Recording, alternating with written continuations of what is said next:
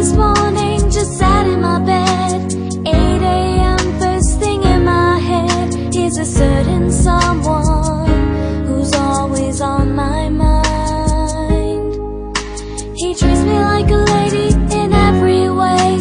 His smile warms me throughout the day. Should I tell him I love you? Wish I knew what to say. Could this be love that I feel? So strong, so deep and so real. If I lost you, would I ever heal? Could this be love that I feel? Could this be love that I feel? So strong, so deep and so real. If I lost you, would I ever heal? Could this be love that I feel? The way he looks, so deep in my eyes, a heart so warm, I just wanna cry.